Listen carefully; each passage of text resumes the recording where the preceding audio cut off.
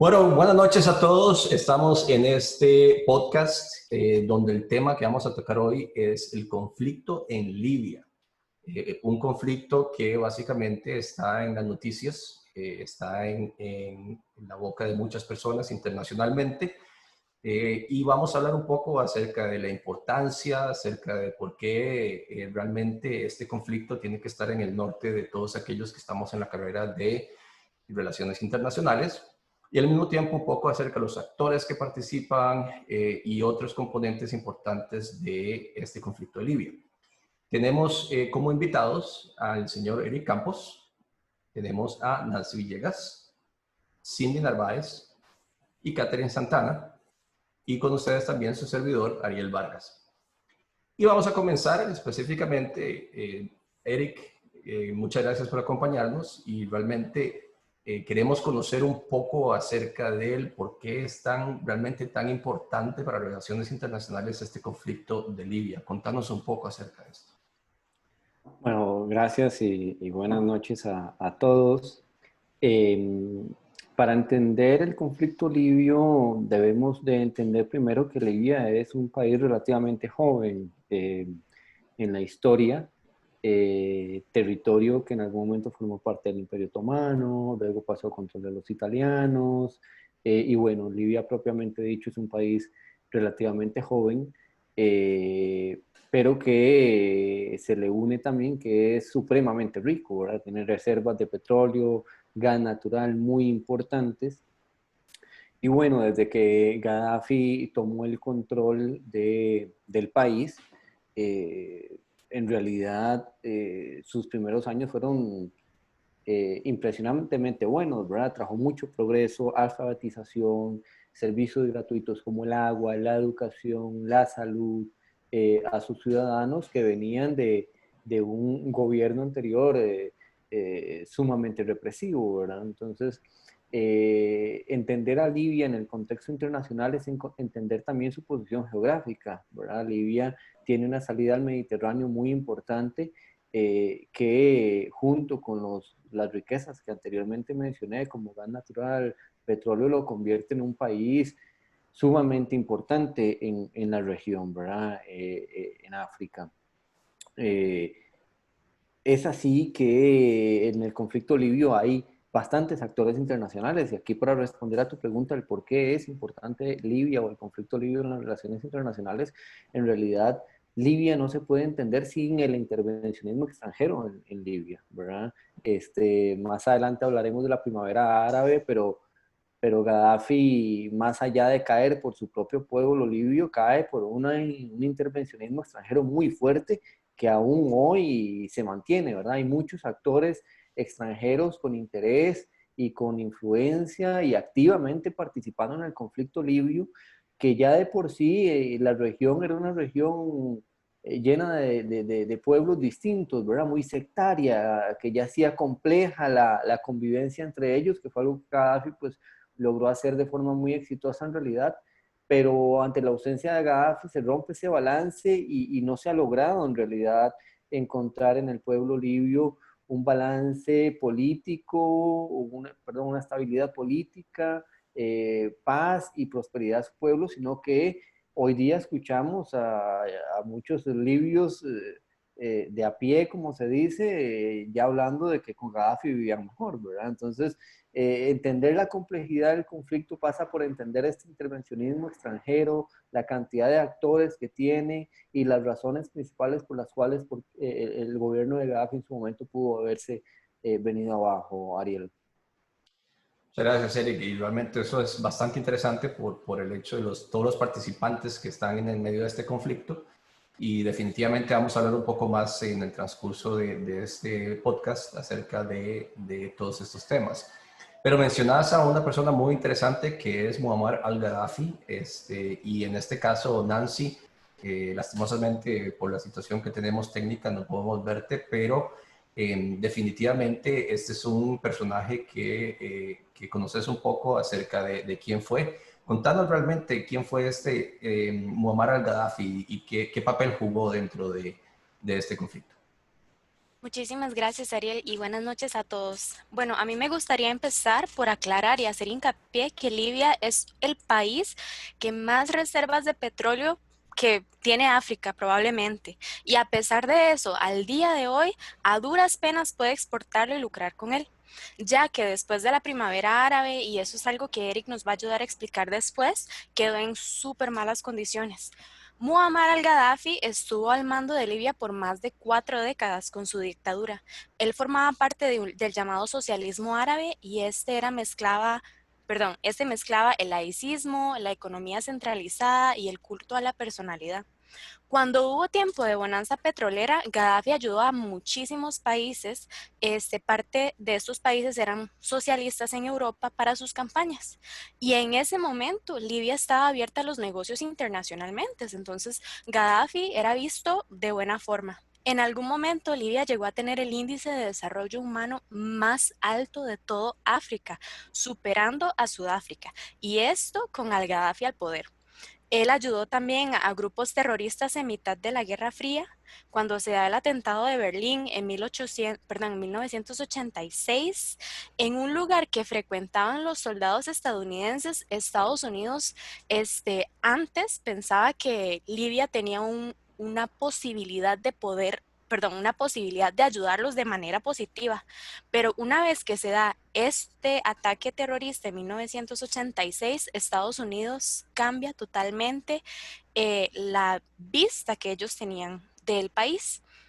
Entonces, ellos dijeron, el presidente que en ese momento estaba con Estados Unidos, que era Ronald Reagan, él dijo, no, al-Gaddafi tiene algo en contra de nosotros, ellos promueven el terrorismo, entonces vamos a cortar totalmente las relaciones que tenemos petroleras con ella.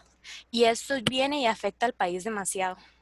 Y en ese momento al-Gaddafi queda tachado como la persona mala, como si bien era un dictador, antes era visto de manera buena para el país, buena ante los ojos del resto del mundo, pero después cambió totalmente. Si bien al-Gaddafi apoyaba a los grupos terroristas, él no apoyaba a los grupos extremistas que habían en Libia. Pero entonces, cuando en 2001 pasa el ataque en Nueva York, en el 911, la disposición de Libia cambia, porque ellos llegan a ayudar a Estados Unidos y Estados Unidos tenían la misma, el mismo, ¿cómo se dice? Contrincante. Como ambos, Estados Unidos y Libia, estaban contra de Bin Laden y empezaron a colaborar juntos, entonces, como que las relaciones o la relación que ellos tenían cambia otra vez de manera positiva y Estados Unidos en 2006 le quita la etiqueta que le había colocado a Gaddafi. Entonces, cuando empiezan las revoluciones de los rebeldes en el país en 2011, con las primaveras árabes, los, los grupos rebeldes logran atrapar al Gaddafi, los que no estaban a favor de su forma de hacer política, entonces ellos lo atrapan y lo asesinan. Y más o menos este es un resumen de quién era él. Mira, bastante interesante, principalmente porque definitivamente es uno de los actores que inicia o que participa dentro del inicio mucho de este conflicto específicamente, pero yo creo que una de las etapas más significativas, y yo creo que está muy cercano a tu corazón, Eric, por el hecho de lo que esto significa para el conflicto, es la primavera árabe que mencionó Nancy específicamente. Contanos un poco acerca de qué es este término tan interesante, primavera árabe, y quiénes estuvieron involucrados dentro de esto. Sí, gracias, Ariel. La primavera árabe fue un hecho muy importante en los países musulmanes. Primero, me gustaría aclarar que el concepto primavera árabe no hace referencia a ninguna estación particular climatológica del año, en realidad. No fue que el conflicto se haya dado en primavera, por ejemplo, sino en realidad sus líderes toman el nombre de los eventos ocurridos en la primavera de Praga, ¿verdad? En el contexto de la Segunda Guerra Mundial, las protestas que se dieron en Praga sirvieron de inspiración a este nombre de la primavera árabe en las revueltas que se inician en Túnez. Y para arrancar a entender un poco la primavera árabe hay justamente que ubicarse en Túnez en el 2010, en diciembre del 2010, específicamente el 17 de diciembre del 2010, en una de las tantas ciudades tunecinas no muy desarrolladas, un vendedor de fruta, Mohamed Bouazizi, eh, inicia su día vendiendo fruta como todos los días. Los vendedores de fruta, los mercaderes de estos barrios, vivían en una constante represión, ¿verdad? Las fuerzas policiales le quitaban su comida, le quitaban los productos que iban a vender, ellos tenían que estar preparados para estar pagando sobornos a la policía para que les devolvieran sus productos, etcétera, etcétera, ¿verdad? Y esto venía claramente cobijado bajo un gobierno dictatorial de presidente Ben Ali, me va a costar pronunciar el nombre, lo voy a intentar, que es Zine el Abidine Ben Ali, el presidente de entonces, que ya tenía el mandato presidencial desde 1987, ¿verdad? Entonces, era un gobierno bastante dictatorial. Y bueno, en ese evento, en el 17 de diciembre del 2010, cuando se le quita la comida y lo que iba a vender Mohamed ese día, Mohamed, muy frustrado, se dirige al ayuntamiento a reclamar porque no solamente le quitaron la comida, lo escupieron, lo golpearon, lo patearon la policía y él se sintió terriblemente humillado, ¿verdad? Él fue al ayuntamiento, no le aceptaron su queja y lo siguiente que hizo en su desesperación fue pasar a comprar gasolina, volver al ayuntamiento y autoinmolarse. Se encendió. Y bueno, lamentablemente falleció a causa de las heridas, pero este detonador despertó en toda esa clase reprimida en Túnez, en todos estos vendedores, una serie de protestas, y una serie de protestas, y una serie de protestas que se enmarcan en algo muy interesante, que es el Internet y las redes sociales. Facebook estaba saliendo en estos años. Túnez gozaba de buena conexión a Internet, técnicamente hablando, y los tunecinos tenían acceso a teléfonos móviles y estas protestas empezaron a agravar, porque claramente el gobierno no estaba pasando por los canales oficiales televisivos lo que estaba sucediendo. Entonces los tunecinos empezaron a grabar. Esto es una revolución casi que de jóvenes, como inició, porque fueron jóvenes grabando los eventos, posteándolos en Facebook, creando grupos, comunicándose y organizando las revueltas a partir de ahí. Historia corta, después de 28 días de protestas, cae el gobierno de Ben Ali. Esta caída del gobierno Ben Ali y estas protestas en Túnez fueron una inspiración para el mundo árabe que en ese momento estaba regido por muchos o por diferentes dictadores, ¿verdad? El siguiente país que dijo, uy, ¿será que nosotros también podemos hacer lo mismo? Fue Egipto, ¿verdad? Que en ese momento estaba gobernado por Mubarak. Otro dictador que, eso sí, a diferencia de Túnez, pues era un personaje que tenía una relación muy cercana con Occidente, ¿verdad? Y una relación muy cercana con Occidente, un apoyo casi que incondicional de los Estados Unidos de Barack Obama en ese momento, porque Mubarak lograba mantener la paz entre movimientos musulmanes y Israel. Entonces era una pieza clave para Occidente tener a Mubarak en el poder porque significaba estabilidad. Sin embargo, Mubarak era otro caudillo que tenía décadas en el poder y sus represiones eran muchísimo más fuertes inclusive de lo que se veía en lamentablemente también el gobierno egipcio, que era también muy rico, muy poderoso, gozaba de la fuerza armada del ejército más poderoso de todo el mundo árabe. Entonces, el tema en Egipto iba a ser más complejo. Aún así se inició un proceso de protestas, fue bastante violento y finalmente Mubarak también cayó, inclusive en menor tiempo de lo que había caído Ben Ali, ¿verdad? Eh, y esto ya terminó de ser el impulsador para que esto se moviera a Bahrein, se moviera a Yemen, se moviera a Siria y bueno, también a Libia, ¿verdad? Eh, y ya aquí es donde se empieza a poner el tema de la primavera árabe muy, muy interesante en su análisis, porque tanto en Túnez como en Egipto los movimientos fueron del pueblo. Sin embargo, en Egipto se dio un efecto muy interesante. El, el ejército no se involucró en defensa del gobierno. De hecho, hubo un momento en que se involucró a favor del pueblo. Esto es algo que rara vez se ve. El ejército siempre defiende al gobierno de facto. Justamente después de la salida de Mubarak, que entraron los hermanos musulmanes al poder, y de nuevo el ejército le dio un golpe de Estado. Pero eso está para otra conversación. El tema es que en Libia ya es un poco particular, porque en Libia, cuando llega toda la inspiración de la primavera árabe, también llega un interés muy marcado de potencias extranjeras para invadir Libia. Entonces ya no es solamente el pueblo libio luchando contra al-Gaddafi, sino una serie de potencias extranjeras que irrumpen, invaden y terminan casi que asesinando al Gaddafi. Cuando el Gaddafi es asesinado, en realidad él va huyendo por el desierto en un vehículo, y un avión de combate le tira una bomba al carro y él logra salir del carro, pero bueno, lo agarraron los protestantes fuera del carro y lo asesinaron, ¿verdad? Entonces, es muy interesante el tema libio, porque si bien es cierto, está en el contexto de todos los movimientos de la primavera árabe,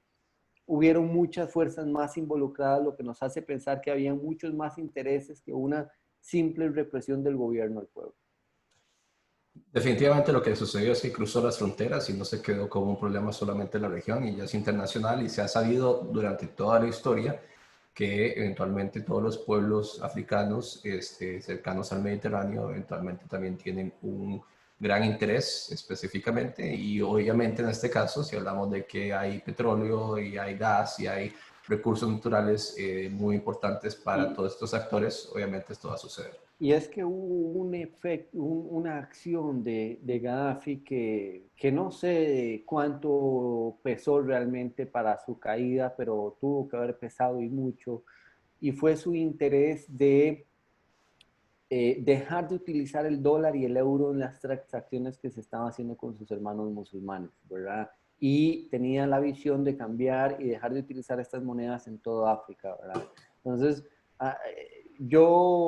mi opinión es que pasa un poco por ahí también el interés de Occidente de que no se deje de utilizar tanto el euro como el dólar, porque eso sí hubiera tenido un impacto bastante fuerte, más como usted menciona que muchas de las transacciones de Libia es en petróleo, o sea, iba a ser un impacto muy fuerte en las divisas, ¿verdad? Bueno, pasemos, muchas gracias, Eric. Pasemos entonces a lo que es, hablamos un poco específicamente de todos los países de África involucrados, y eventualmente dentro de Libia también existe una cierta división, ¿verdad? Y en cuanto a esto, Nancy, ¿nos puedes también contar un poco acerca de lo que es la parte de la división sectaria? ¿Cómo influye esto dentro del conflicto como tal? Bueno, uno de los grandes problemas que existen en Medio Oriente por el tipo y por las diferencias de ideología es la división, y entonces Libia no se queda fuera de esto. Y sin un gobierno efectivo, cuando al-Gaddafi es asesinado, los rebeldes descubrieron que sus ideologías eran totalmente diferentes y que ellos no se soportaban los unos entre los otros. Entonces Libia cae en grupos, en manos de grupos y tribus locales que se peleaban por el poder de los grandes pozos petroleros. Pero como muchos de estas tribus no sabían cómo funcionaba la tecnología petrolífera, estos yacimientos quedaron sin poder usarse, por lo que en 2015 cae la producción de petróleo totalmente. Y bueno, al principio Libia se dividió en tres: el gobierno de Trípoli, que era la capital, que es la capital, apoyado por Turquía y por Qatar; el gobierno de Tobruk, que es apoyado por Egipto y los Emiratos Árabes Unidos; y por último, el gobierno de Daesh, más conocido como el Estado Islámico, o lo que conocemos, este, lo que ayudó a expandirse a este. En 2014 se interpuso un gobierno más impuesto por la ONU, que no tenía un apoyo real entre las personas. Y bueno, a consecuencia de esto, o sea, ha muerto la cantidad de personas que han muerto es increíble, escasea demasiado la comida y las medicinas. Y bueno, el día de hoy hay dos grandes facciones enfrentadas, que son los islamistas. Ellos tienen el poder legislativo del país, conocido, el Congreso General de la Nación, y son dirigidos por miembros islamistas. Estos también se denominan como Amanecer Libio o Gobierno de Salvación Nacional. Y el segundo más grande son los liberales, y ellos son el poder ejecutivo, que antes estaba al frente el ministro Ali Seidan. Ellos son militares anti-Gaddafi y hoy tiene como sobrenombre el Consejo Militar de Cirenaica y son dirigidos por el general Haftar. Otro nombre que ellos usan es el gobierno de Tobruk, como mencionado antes, y ellos son apoyados también por Rusia y por Egipto y los Emiratos Árabes Unidos.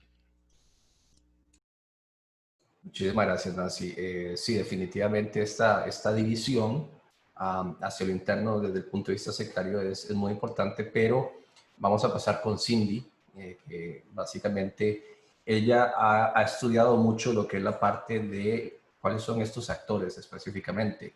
Y aquí hemos estado en toda la conversación hablando de actores internacionales, ¿verdad? Como lo mencionaba Eric en algún momento, de la importancia de por qué esto cruzó las fronteras. Y también obviamente tenemos los actores internos específicamente, que ahora estaba más o menos haciendo una división Nancy acerca de las capitales específicas y quienes están al frente. Pero Cindy, hablemos en este caso, ¿quiénes son estos actores internacionales y cómo es que tienen estos intereses específicamente dentro del conflicto libio? Muchas gracias, Ariel. Buenas noches, compañeros. Como lo decían anteriormente los compañeros, ¿verdad? Este país del norte africano tiene recursos naturales que para muchos es muy deseable, como es el petróleo, el gas natural. También hay otros recursos naturales como es el yeso, la sal mineral, el hierro y el potasio. Como decía el compañero Eric, desde el derrocamiento de Muammar al-Gaddafi, Libia se ha convertido en un país sin ninguna dirección, sin ley. Entonces, muchos actores internacionales se han aprovechado de esta situación y sobre todo al poseer muchos recursos naturales, para cualquiera es algo deseable. Uno de los actores que tenemos es Francia, Egipto, tenemos Emiratos Árabes y Rusia, los cuales, ¿verdad? Entendemos que Libia está dividida. Cada uno de estos países apoya a uno de esos actores internos. Dentro de otros actores tenemos a lo que es Turquía y Qatar. Muchos de estos tienen muchos intereses, como lo es Turquía. Más adelante, uno de nuestros compañeros, ¿verdad?, va a expandir este tema, lo que es Turquía y lo que es Rusia. Pero Turquía busca soberanía en lo que es el mar Mediterráneo central, y el cual posee muchos minerales, ¿verdad? Y también es una posición geográfica muy favorable para diferentes países. Igual tenemos a lo que es Qatar. Qatar tuvo un papel muy importante en lo que fue el derrocamiento de Muammar al-Gaddafi, que este facilitó el uso de armas y el apoyo militar para lo que es Libia, para este derrocamiento. Otro de los sectores muy importantes que tenemos son los Emiratos Árabes y Egipto, el cual apoyan al general Haftar. Lo consideran como la mejor opción al gobernar lo que es Libia por toda su trayectoria. Pero también todo esto, lo que es la zona fronteriza, quieren como estabilizar y combatir la amenaza islámica que es sobre la frontera occidental de Egipto. Entonces, cada uno de estos países tiene muchos intereses, además de lo que es los recursos naturales, también tiene que ver con la migración, y en este papel es Alemania. Alemania también tiene un papel muy importante porque él quiere como que Libia tenga un mayor control sobre lo que es los inmigrantes. Pero con respecto a Rusia y a Turquía, un actor muy importante, y creo que para todo y los ojos están sobre él, que es Estados Unidos. Estados Unidos juega un papel muy importante en lo que es Libia. Y actualmente, a principios de enero, el presidente Donald Trump ha comentado y también se ha referido a Libia, que el interés de él y la preocupación de él es la participación que tiene Rusia. Y todo esto es por el petróleo. Y también porque gran parte de Libia tiene la influencia de lo que es la de islamita. Entonces también esto trae preocupación a lo que es Estados Unidos.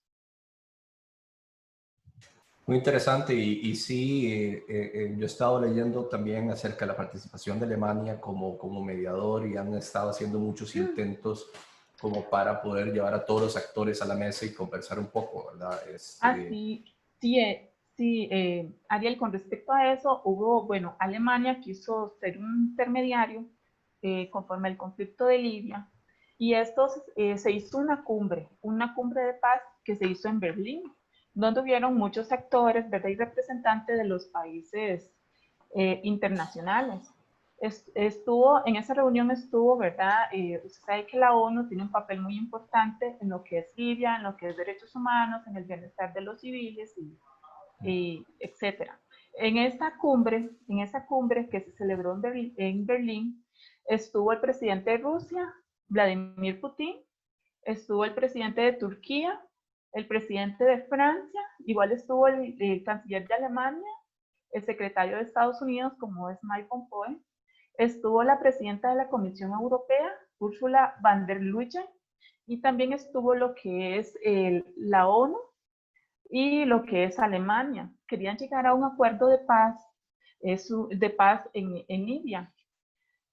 Por los diferentes escenarios que han vivido los civiles y el conflicto, ¿verdad?, que tienen muchos países internacionales en esto, querían llegar a una estabilidad y parar lo que es la muerte de muchas personas. Sí, definitivamente.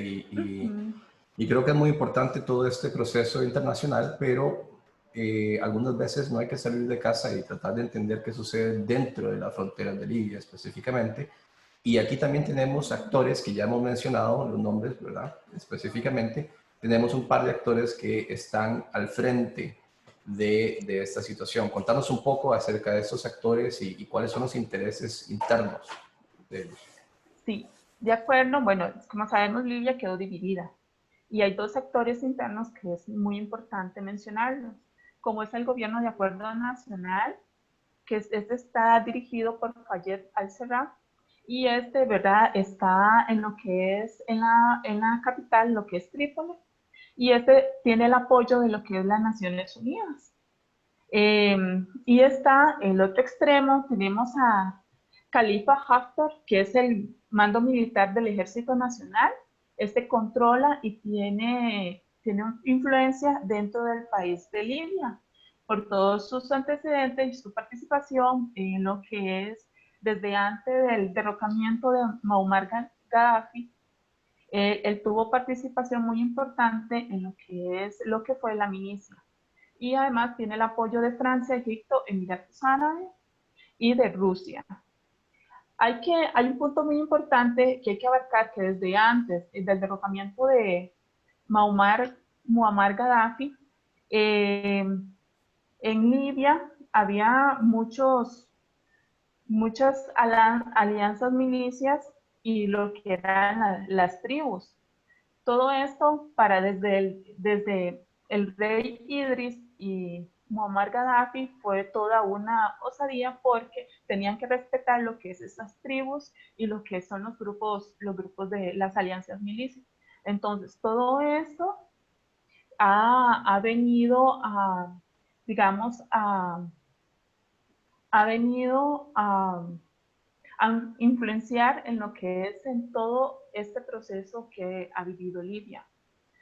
Hay que ver que el país o diferentes países internacionales apoyan a lo que es a Haftar por toda la influencia que tiene dentro del país y porque parte del país lo apoya a él, tiene más influencia. Y creen que él sería un buen líder para Libia. Sí, es interesante cómo estos actores internos han ido poco a poco consiguiendo apoyo internacional. Y creo que exactamente lo que Cindy está mencionando desde el punto de vista de los actores internos y cómo está dividido, se han mencionado en el transcurso dos actores muy fuertes dentro del conflicto de Libia, que son Rusia y Turquía. Y es interesante que cada uno de ellos tiene un cierto interés. Y Catherine, yo sé que definitivamente parte del estudio que he realizado es dentro de Rusia y Turquía. Son dos países muy involucrados, muy metidos, que están moviendo ese músculo para cada uno de estos intereses internos, ¿verdad? Contanos un poco acerca de qué es lo que los motiva a Rusia y Turquía de intervenir dentro de este conflicto. Muy buenas noches. Bueno, Turquía intervino en Libia a partir de 2011 con una cooperación militar, política y económica. Para Turquía, el principal interés se puede decir que es una expansión y un dominio territorial fuera de sus fronteras, así como lo mencionan ustedes, que Libia tiene unas grandes reservas de petróleo y de gas. Ese también es un interés muy importante que influye bastante en la intervención en Libia. Rusia, el interés principal no es expandir ni territorio ni nada de eso como es Turquía, sino los gasoductos, que son unos elementos estratégicos.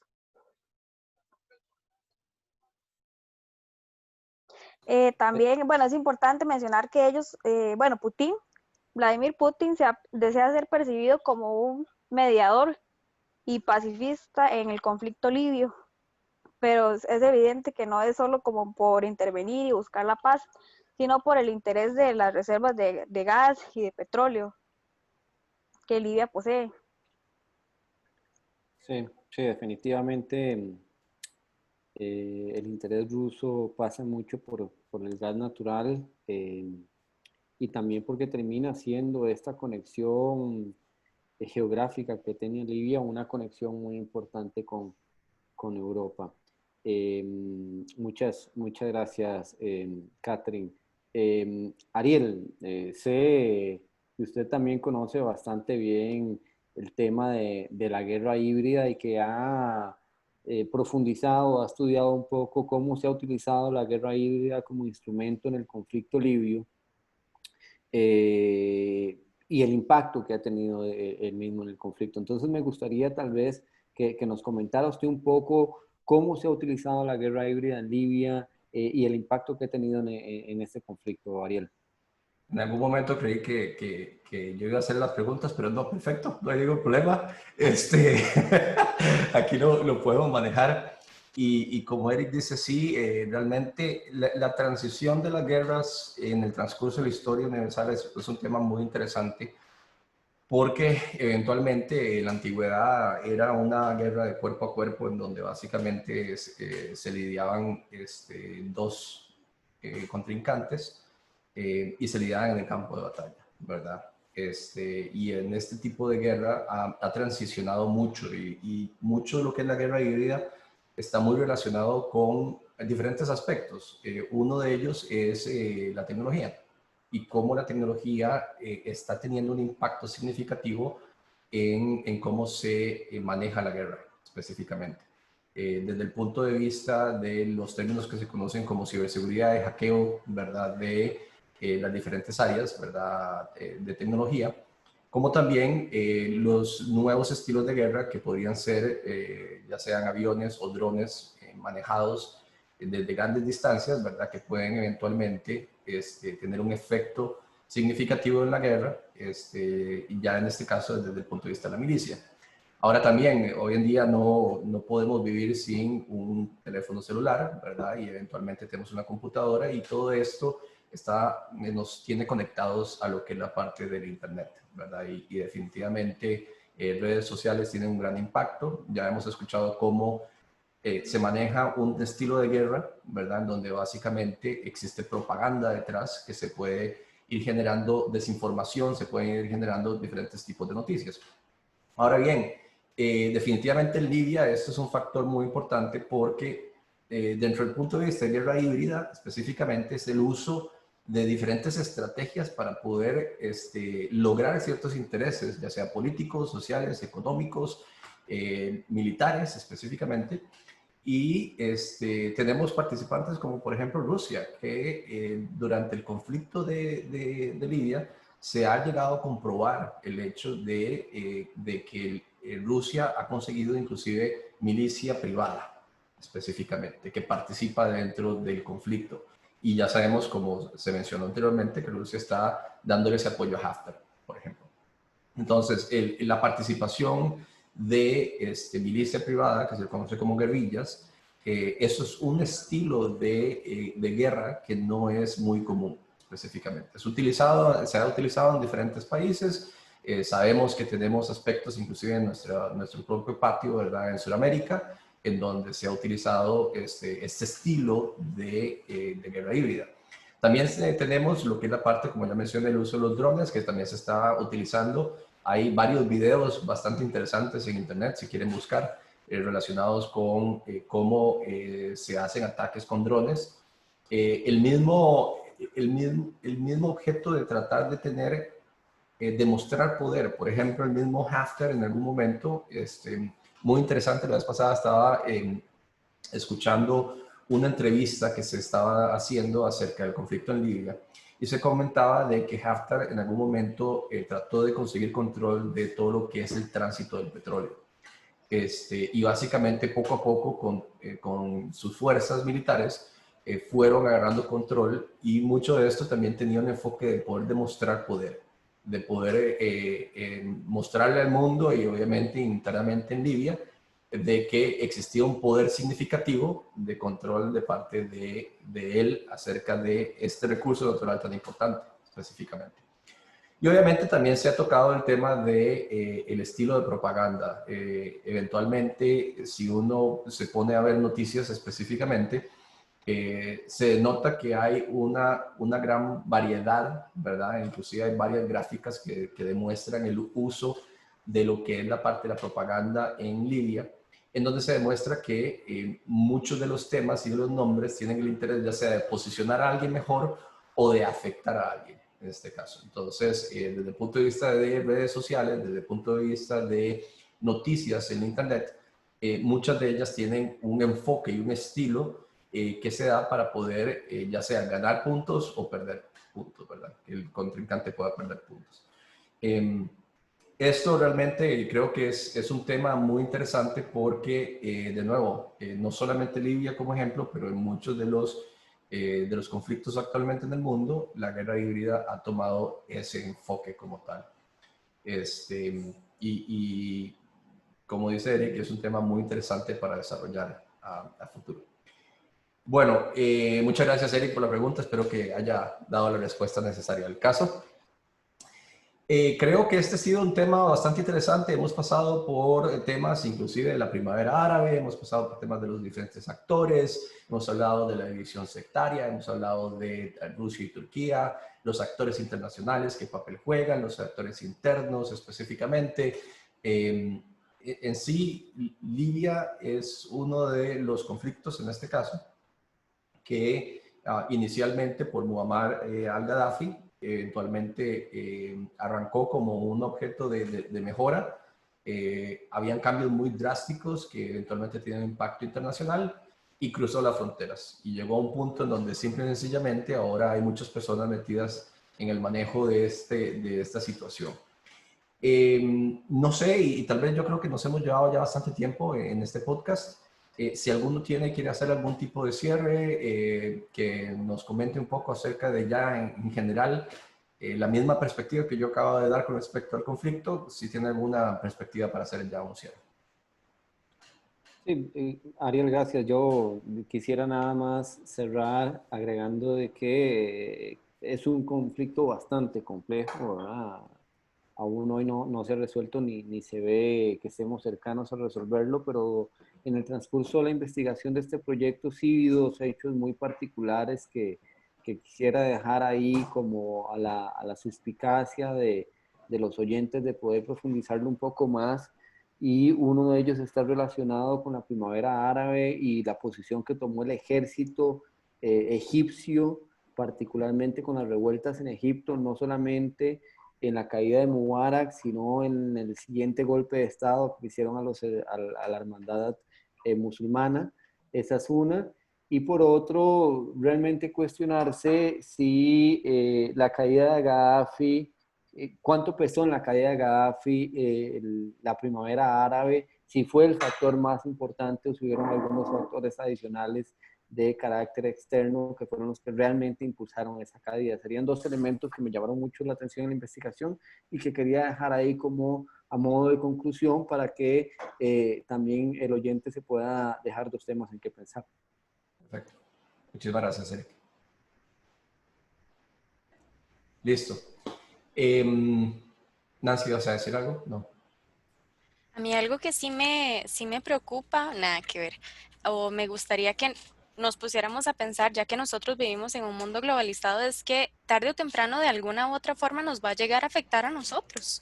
Grandes potencias mundiales juegan un papel súper importante y nosotros dependemos de ellas. Entonces, este conflicto, gracias a este proyecto de investigación, a este podcast que venimos desarrollando, podemos saber un poquito más al respecto, pero no nos puede pasar de lejos. O sea, es importante que nos informemos, que veamos cómo va desarrollándose esto a futuro para ver cómo va a ser que en algún momento nos va a afectar. Claro, yo creo que es importante para todos los oyentes también darnos cuenta de que todo esto es simple y sencillamente información. Creo que cada uno, como lo hemos mencionado, tiene que hacerse su enfoque acerca del conflicto y cómo los participantes internacionales están teniendo un impacto dentro del conflicto en Libia. Pero bueno, ya con esto me gustaría darle las gracias a todos, tanto a Eric, Cindy, Catherine, Nancy, por habernos acompañado hoy, por todos los aportes que dieron a este podcast. Y a los oyentes, darles las gracias por estar aquí con nosotros y muy buenas noches. Gracias, buenas noches. Buenas noches, gracias. Buenas noches, gracias.